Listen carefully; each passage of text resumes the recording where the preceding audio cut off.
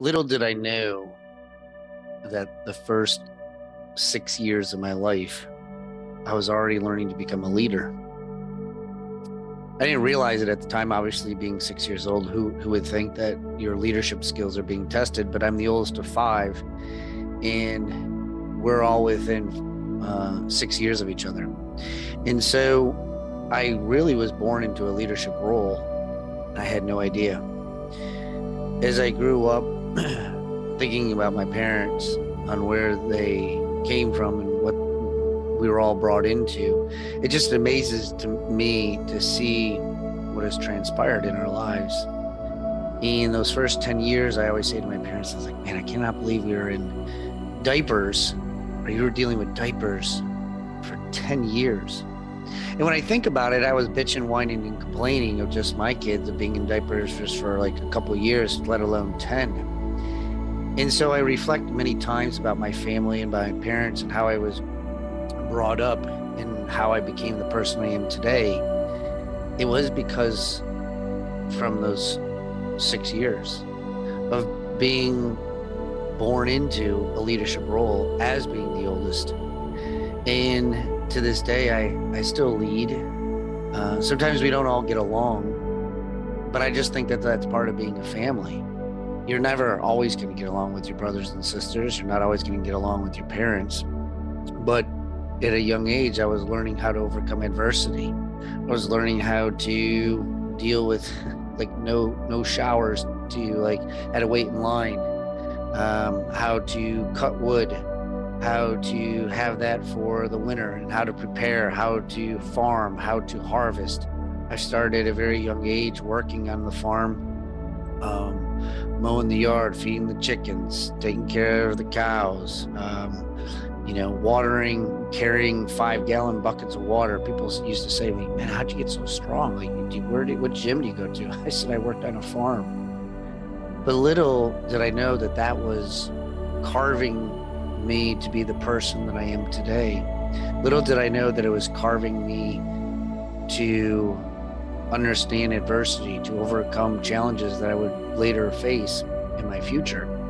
And as I grew older and started to working the farm, and I remember we're making $3.25 an hour. And, I grinded, I worked, I did whatever it was that was needed.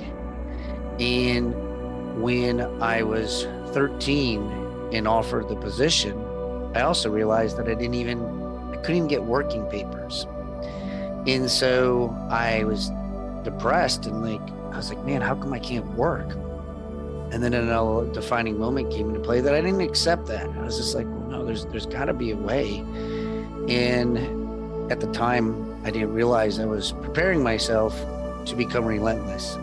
So I went down to the county, to the local town hall, and I asked them about, working papers. And they started asking me one more question. And I said, well, yeah, I'm working on a farm. And they said, well, if you're working for the agriculture, you're able to work at under the age of 14.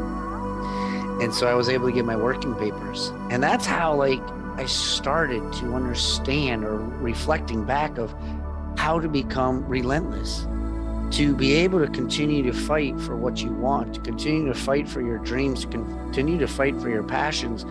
And as I went through high school and in college, I got mixed in with the wrong crowd. I got mixed in, I don't want to say with the wrong crowd. I just made all the wrong decisions.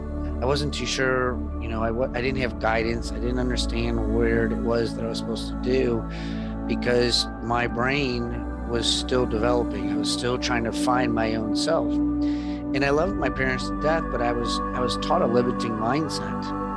I didn't even understand limiting mindset at the time, but the whole limiting mindset started to really take shape in my life, because I thought that you go to high school, you go to college, you get a job, you have a family, you retire, you die. And during that time period, you typically live paycheck to paycheck, and you put money away, and you go on vacation one time a year, and that's what you do. And so that's what I was, on my way, my journey. And when I realized that there were some other opportunities, I still was scared. Fear set into me. remember the first time when I was teaching school, and one of my colleagues, one of my coaches, my buddies said to me, why don't you become a real estate agent? And I remember saying to him, I can't become a real estate agent because I went to school to be a school teacher. And yes, I got my administrative license and I became an assistant principal, but it was in the same wheelhouse. Like that was what you were able to do. And I was on my way actually to get my doctorate because I kept wanting to climb. Many times I've heard the saying that you're climbing up the ladder, but the ladder's on the wrong building. I know today that my ladder was on the wrong building.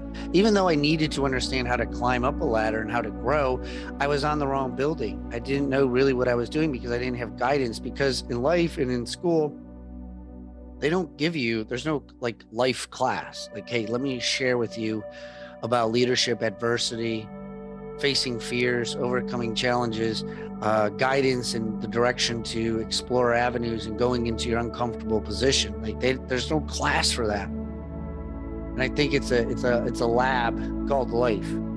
You have to grow through it. You have to go through it. And then you make decisions based off of previous experiences. And then I started to learn, like, I also can learn from other people's experiences. So when I dipped into real estate, it was an avenue that I had no idea about. It's something I never took business classes, but I also found another defining moment is because many people don't realize that I actually failed that exam 7 times. I had to take the class twice, many hours at night, the same thing over and over and over and over and over again, that I was ready to give up. And it wasn't until the last time that I took it that I was like, if I don't pass it, I'm done. I ended up passing it by 2 points. And so many times I say you're 2 points away from anything. And so I think it's so very important to understand that when you have a defining moment, things aren't happening to you, they're happening for you, setting you up for something in the future.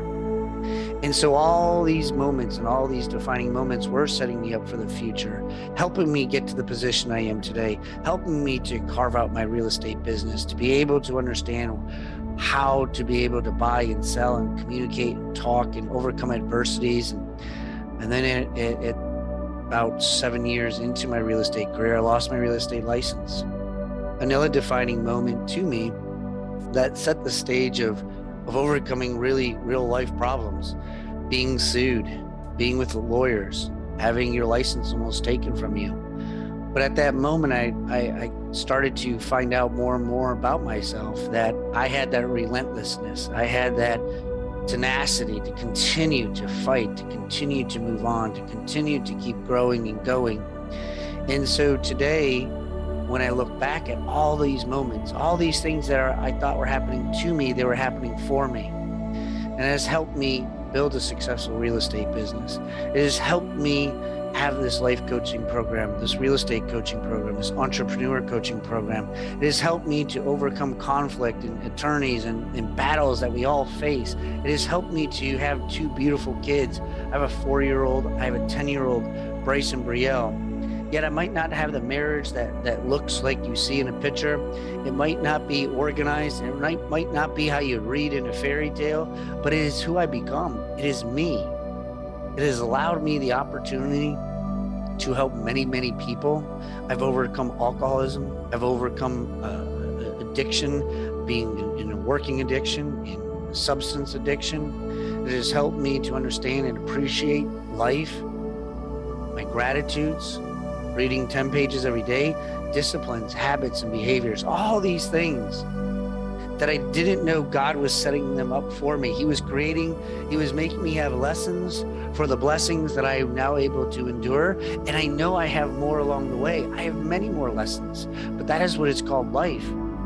And to be able to have a positive impact with the people around me, to be able to coach people all across the country, to be able to help people in the real estate business, the most expensive thing they're going to buy, the most expensive thing they're going to sell, that I'm a candidate for them, that they know that they got the right person, because I'm just going to continue to push on until we reach their goal. We reach the results of what they were looking for. And just like me, I continue to push on. I continue to strive. I continue to have this relentless behavior. Good, bad, or indifferent is who I've become. It has defined me today on how I am Brock Zevan, the life coach, the business coach, the real estate agent, and the dad. And I hope that one day I can meet you and help you, whether it's in personal life, it's in real estate, whatever capacity it might be. I hope someday that I can help you, just as I had so many people help me. God bless you.